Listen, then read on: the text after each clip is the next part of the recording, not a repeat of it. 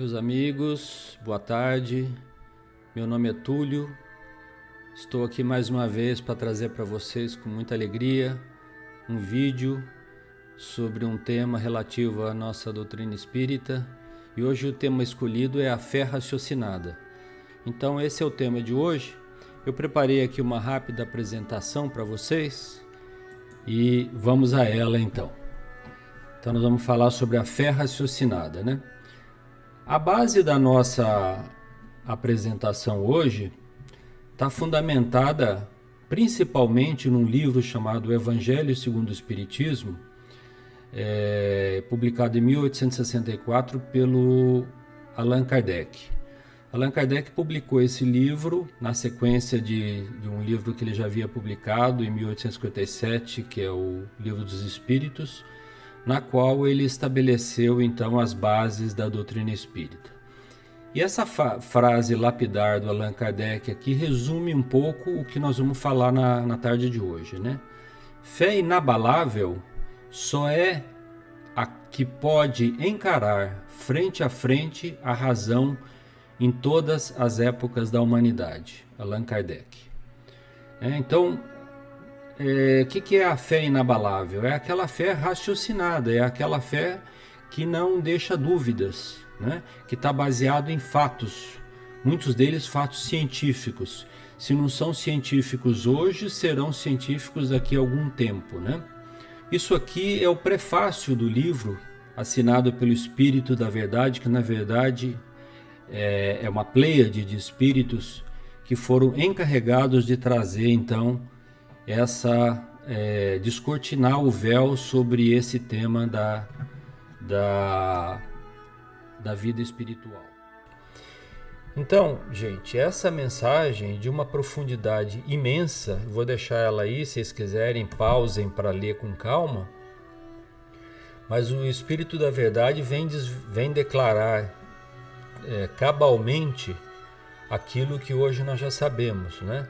Não é mais uma doutrina que foi trazida por por um profeta, né, como Moisés, ou que veio, né, o próprio Cristo trazer para nós o Evangelho, né, o Novo Testamento. Agora são as vozes dos mortos que falam, de todos os espíritos que vêm aqui desbravar essa verdade, né, que chegou o momento, né? Lembrando que isso aqui foi escrito em 1800, né, como foi visto aqui, né, 1864.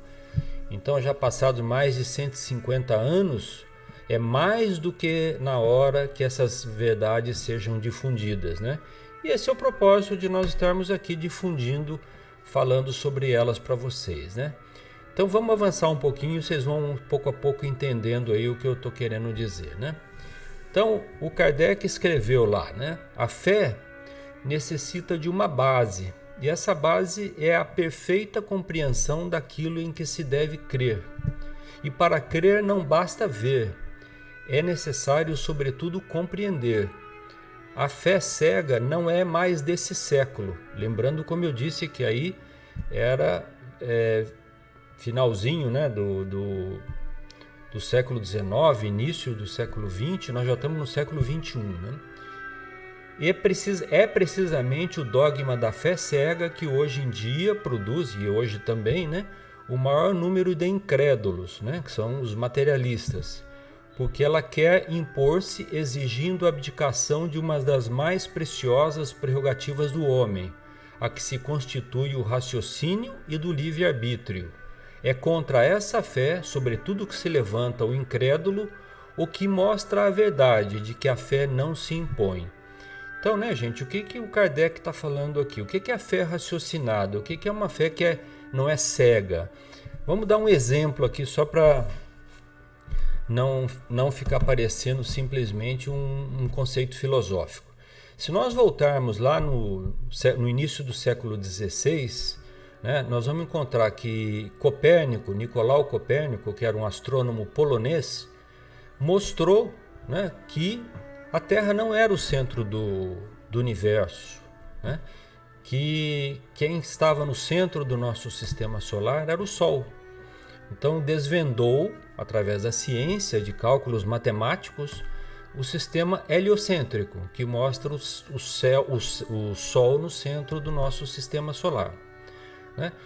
E lembrando que o próprio Nicolau Copérnico era membro da igreja. Então, o que acontecia? Os teólogos da época, era natural que eles quisessem que a Terra fosse o centro do universo, para fazer valer o que? As teorias que estavam, né, mostrando o centro da criação, né, que Deus havia criado o homem e a Terra era o centro do universo. Hoje, passado 4, 5 séculos, nós sabemos que a Terra não é nem o centro, nem o Sol é o centro do universo, nem nosso sistema solar é o centro do universo. O nosso sistema solar está num braço da Via Láctea, a 26, 27 mil anos-luz do centro. A nossa galáxia é uma de bilhões de outras galáxias que existem no universo. Só na Via Láctea, na nossa galáxia, temos mais de bilhões de estrelas, portanto, bilhões de planetas, muitos que podem conter a vida, né, das mais diversas formas. Então, a ciência vai avançando, né, e vai desvendando as coisas. É por isso que agora é mais do que na hora que o raciocínio impere sobre a fé cega, né? Eu lembrei de um outro exemplo também, até o início agora do século 20 mesmo, né? Nós estamos no 21, mas no século 20, as missas nas igrejas eram rezadas em latim. Os leigos não tinham acesso à Bíblia, né? Somente os padres. Então, havia uma certa limitação para manter esse mistério, né, do que era o mundo espiritual oculto aos leigos, né? Então o Kardec, nesse capítulo a que eu estou me referindo, que é o 19, item 7, continua dizendo: não admitindo provas, a fé cega, né, ela deixa no espírito um vazio, de que nasce a dúvida. A fé raciocinada, que se apoia nos fatos e na lógica, não deixa nenhuma obscuridade. Crê-se porque se tem a certeza, e só se está certo quando se compreendeu. Eis porque não se dobra, porque só é inabalável a fé que pode enfrentar a razão face a face, em todas as épocas da humanidade. Então, né, gente, a fé cega não tem mais espaço no século XXI, no século das comunicações, que nós estamos desvendando o cosmos, né? Buracos negros, né? Bilhões de constelações e planetas, né? No mundo infinitesimal já avançamos, já sabemos que o átomo é mais que divisível, né? O elétron é divisível, já encontramos mais de uma dezena de partículas menores do que o elétron, do que o próton, do que o nêutron, né? Então o homem expandiu a sua capacidade de inteligência e a religião, portanto a fé, tem que acompanhar esses segmentos. Então é isso que a doutrina espírita veio trazer há mais de 150 anos atrás e que nós estamos aqui hoje falando dela, né? A fé tem que ser lógica, raciocinada, baseado em fatos concretos, que nós já vamos falar deles daqui a pouco aí, né? Então, no item 3 desse mesmo capítulo, o Kardec diz assim, né? A fé sincera e verdadeira é sempre calma, confere a paciência que sabe esperar, porque estando apoiada na inteligência e na compreensão das coisas, tem a certeza de chegar ao fim. A fé insegura, ou a fé que é cega, né, sente a sua própria fraqueza quando estimulado pelo interesse. Torna-se furiosa e acredita suprir a força com a violência.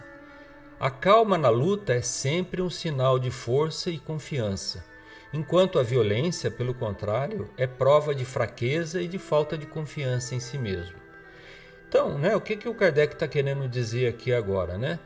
Que a fé verdadeira não se abala com nada, é calma, ela é tranquila, ela é segura, porque está baseado em fatos, né? Se eu construo a minha casa em cima de uma base sólida, eu não tenho medo que ela vá cair, né? Agora, se eu construir minha casa em cima de um pântano, eu tenho medo, tenho insegurança que essa casa não fique de pé em algum momento da sua existência, né? E aqui, né, gente, nós não estamos falando contra, é importante frisar isso, contra nenhum tipo de religião, muito ao contrário, porque nós entendemos que a doutrina espírita é a terceira revelação de Deus. A primeira foi Moisés, com o Velho Testamento, as leis mosaicas, a segunda com Jesus, o nosso mestre e governador espiritual do orbe, com o Evangelho, né? E agora a doutrina espírita na voz dos espíritos, não mais de uma pessoa, de um profeta que está aqui falando ou de alguém que esteja falando, e nem mesmo do Kardec. Porque só para recordar, né, gente, o Kardec usou métodos científicos. As comunicações que ele recebia dos espíritos, ele checava entre 1, 2, 3 tipos de médios diferentes, né?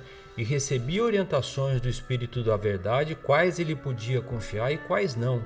Então é um método científico que ele foi desenvolvendo para escrever o Livro dos Espíritos, o Livro dos Médiuns e depois o Evangelho segundo o Espiritismo, que é o que nós estamos utilizando aqui, né? Então o Kardec continua, né? Nesse item 3 aí do capítulo 19. Necessário guardar-se de confundir a fé com a presunção. A verdadeira fé se alia à humildade. Aquele que a possui deposita sua confiança em Deus, mais do que em si mesmo, pois sabe que simples instrumento da vontade de Deus, nada pode sem ele. A presunção é menos fé que o orgulho, e o orgulho é sempre castigado, cedo ou tarde, pela decepção e pelos malogros que lhe são infligidos, né? Então, o Kardec simplesmente, qual é a mensagem central aqui? A fé, a verdadeira fé, aquela que se baseia em fatos reais, ela é humilde, porque acredita que Deus pode tudo, criou as leis do universo e nós não temos que duvidar, né? Porque são leis naturais, são as leis que regem o universo, que, como eu disse, a ciência pouco a pouco vai desvendando, né? Então, eu vou deixar aqui para vocês esse texto aqui para a gente passar rápido, vocês dão uma pausa aí, dão uma lidinha, mas ele está dizendo que não são somente os indivíduos que evoluem, também as gerações, né? A humanidade toda está evoluindo, elas passam pela infância, pela juventude e pela madureza. E cada coisa vem sendo desvendada a seu tempo, né? Nós não podemos chegar para uma criança de tenra idade e querer explicar a teoria da relatividade, né? Aliás, nós não podemos querer explicar, às vezes, nem para um adolescente que ainda está na escola básica, né?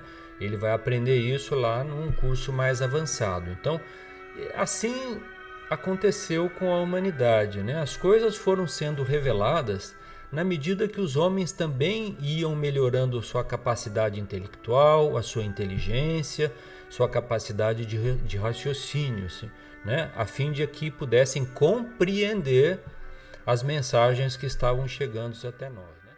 Bom, vamos avançando aí, né? O Kardec, agora nesse capítulo aí, que é o 24, perdão, ele diz o seguinte: se a providência, portanto, na sua prudente sabedoria, não revela a verdade, senão gradualmente, é o que eu estava falando, é que a vai sempre desvelando à medida que a humanidade amadurece para recebê-la. Ele mantém a luz em reserva e não debaixo do alqueire, mas os homens que a possuem em geral só a ocultam do vulgo com a intenção de dominá-lo. São esses os que põem verdadeiramente a luz debaixo do alqueire. É assim que todas as religiões sempre tiveram os seus mistérios, cujo exame proíbem. Mas enquanto essas religiões se atrasavam, a ciência e a inteligência avançaram e romperam o véu misterioso. Então, se a gente voltar lá no Egito Antigo, nós vamos encontrar que tinham profetas lá que tinham conhecimentos de astronomia, dos astros, do movimento da Lua, do movimento dos planetas, né? Mas eram conhecimentos reservados a poucos, não eram distribuídos a todo mundo, tá certo? E isso foi assim ao longo de toda a humanidade. Era uma espécie de domínio pela ignorância. Hoje a doutrina espírita vem desvendar completamente o mundo espiritual, mostrar, falar sobre a reencarnação, falar que a vida continua, que a morte não existe, né? E é o que nós vamos ver daqui a pouco aí, que é exatamente esse slide que eu estou mostrando aí agora. Então, o que foi, afinal, que a doutrina espírita, né, nos revelou através dessa fé raciocinada, né? Coisas assim como nós somos espíritos eternos, ponto. A morte não existe. Continuamos a viver após a morte, ponto. Pronto. Gente, nós somos espíritos eternos. Quem em sã consciência pode imaginar que um ser tão perfeito como a raça humana, com um monte de sentimentos, de emoções, de ligações afetivas, pudesse viver uma única existência na Terra? E que pior, que essa única existência na Terra fosse responsável pelo seu destino por toda a eternidade. Ou seja, eu fui uma pessoa boa, vou ao céu. Cometi um erro, 2 erros na minha vida, vou para o inferno. Não tem cabimento, não passa nem na mínima inteligência de ninguém, entendeu? Por isso que a doutrina espírita revelou o mecanismo da reencarnação, que os espíritos reencarnam em novos corpos com o fim de quê? De progredir, né? de nos melhorarmos, né? E assim vamos nos melhorando a cada existência, resolvendo uma coisa ali, outra ali, um erro do passado, nos juntamos em família com aqueles que eventualmente nos afinam, aqueles outros com os quais nós temos algum problema, nós reencarnamos juntos para resgatar aquele débito, né? E assim a vida evolui, né? Nós já tivemos centenas, talvez milhares de existências aqui na Terra e teremos outras tantas, entende? Seria impossível. Outro exemplo, né, se vocês quiserem, uma criança nasce, vive até os 4, 5 anos, desencarna, pronto, está definida a existência o destino daquela criança por toda a eternidade? E a que nasceu e morreu logo no parto, que fim teria? Né? Então, nada disso funciona, né, gente? Não funciona mais, nós temos que pensar, né? Por exemplo, as doenças congênitas. Por que um nasceu bom, uma família saudável, e outro nasceu paralítico? Né? Onde estaria a justiça divina nisso, né?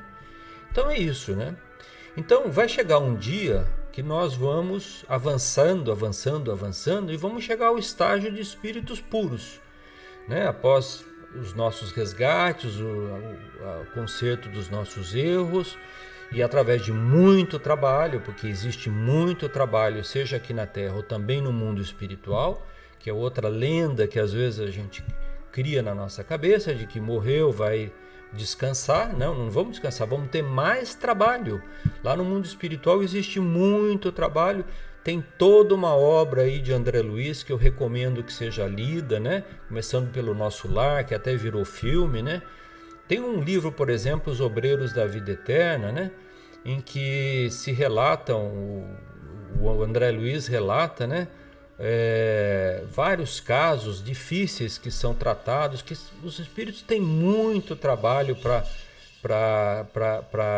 realizar lá. Também nos Mensageiros, né? Também na sequência do livro do André Luiz, o instrutor Aniceto, junto com o André Luiz, trabalham em 5 casos de desencarnação, né? Como é difícil, como era complicado, né? Exige um trabalho muito grande de muitos espíritos, né?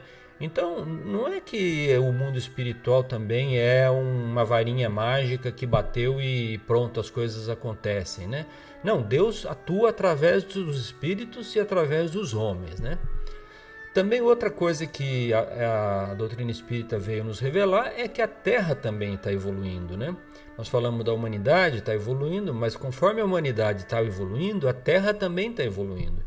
Então ela vai passar brevemente, né? A gente fala brevemente, em algumas décadas, né? De planeta de expiação e provas, como o próprio nome já diz, é um planeta onde a maioria das pessoas está passando por provas aqui, para um planeta de regeneração, onde ainda não seremos 100% felizes, mas a grande maioria das pessoas, sei lá, 90%, estarão voltadas para o bem de todos, né? Então isso deverá acontecer em breve, né? Assim que a gente começar a evoluir. Então, resumo da ópera, né, gente? A doutrina espírita, ela tem um tríplice papel. Ela é ao mesmo tempo filosofia, ciência e religião.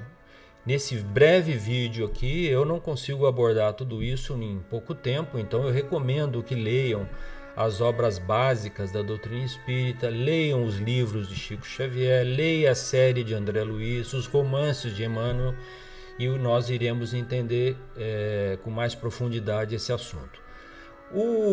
A doutrina espírita, né, só para não deixar de falar uma coisa importantíssima, na verdade, como eu já disse, a terceira revelação. Ele é o consolador prometido por Jesus. Jesus, lá junto aos seus apóstolos, disse que muita coisa ele não podia explicar, em função do estágio evolutivo das criaturas daquela época, mas que ele mandaria o Consolador, que iria explicar todas as coisas em profundidade e levantar o véu que existe entre a vida e a morte. E isso já aconteceu, são as obras básicas da doutrina espírita que Allan Kardec codificou, entendeu? Ele não escreveu da mente dele, ele codificou aquilo que os espíritos ditaram para ele, tá certo? Então, nós vamos passar aqui só para uma segunda parte aqui do nosso vídeo, bem rapidamente, tá? Que eu acho importante a gente falar. Que é o seguinte, também não é porque a gente acredite, né, que a vida continua, que somos espíritos eternos, etc., que simplesmente que a gente tenha essa clareza, essa consciência, que está tudo resolvido. Não é assim.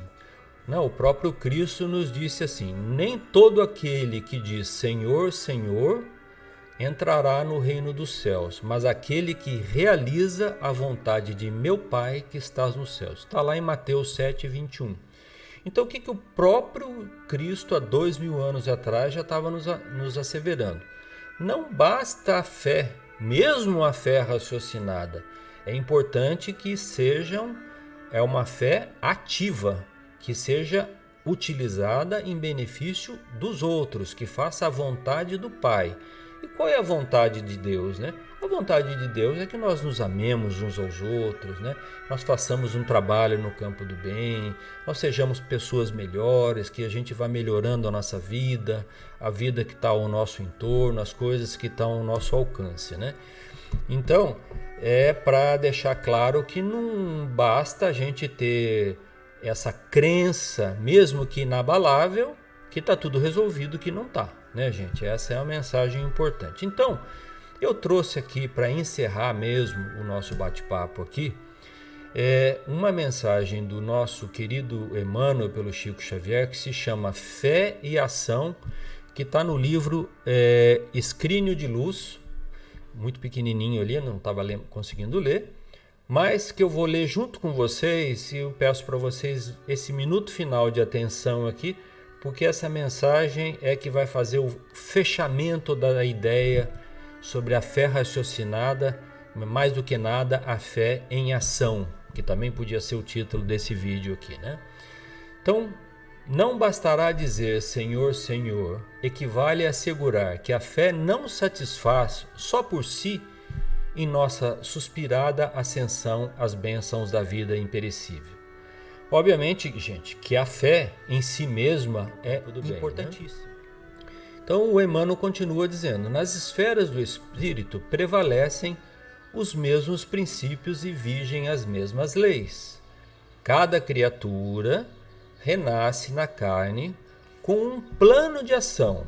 Vejam bem, cada um de nós renasce na terra, na carne, na vida, com um plano de ação. a executar nas linhas do eterno bem. Tem obrigações que me cabem realizar. Nós somos co-criadores junto com Deus. Nós criamos um monte de coisa que está aqui nas nossas voltas, a começar dos nossos filhos, né? Somos nós que geramos os corpos que eles irão utilizar, que teremos que usar a nossa capacidade de amar, a nossa inteligência, para que eles cresçam, se fortaleçam, possam estudar, possam ser mulheres e homens de bem, né? Possam ter a religiosidade, seja ela qual for, no seu coração, né?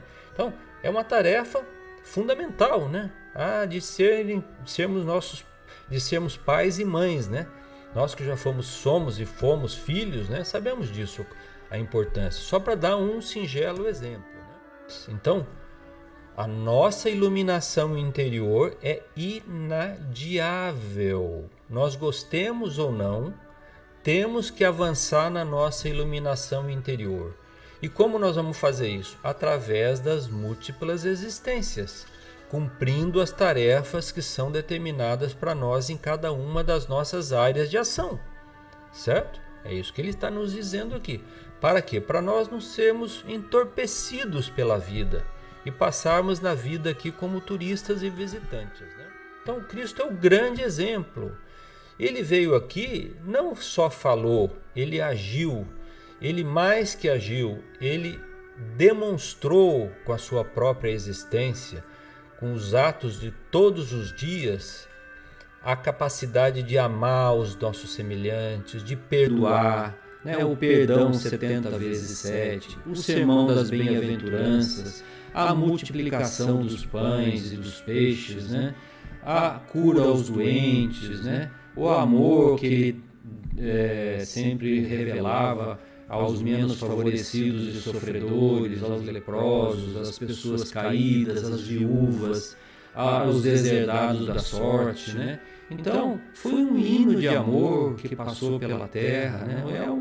É a nossa referência maior. Por isso, né, a fé raciocinada, então o que ela faz? Ela nos convida ao trabalho. Que trabalho? Trabalho infatigável no campo do bem, servindo e ajudando aos nossos irmãos em caminho, seja aqui na vida material ou na vida espiritual, que, como eu já disse, tem muito trabalho lá.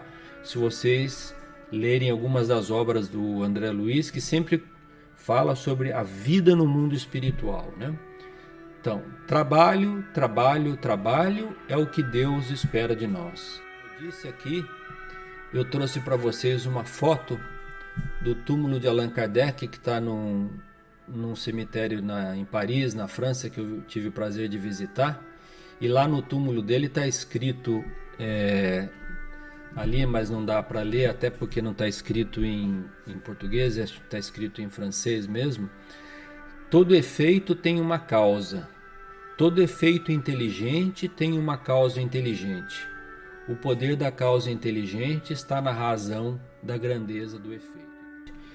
E tem mais uma que está mais acima, nessa foto não dá para ver, mas eu mostrei aqui numa outra foto para vocês, que também, se não me engano, está escrito em francês, que é: nascer, morrer, renascer ainda e progredir sempre.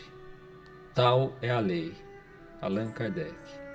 Então é isso, gente. A nossa vida é isso, é nascer, trabalhar, morrer, renascer novamente, evoluir, né? E progredir sempre. Essa é a lei. Essa é a lei divina que Kardec nos desvendou e que nos deixou aí como lição abençoada, né? Então, minha gente, fiquem com Deus, que Deus os abençoe. Ótima semana aí para todos. Obrigado.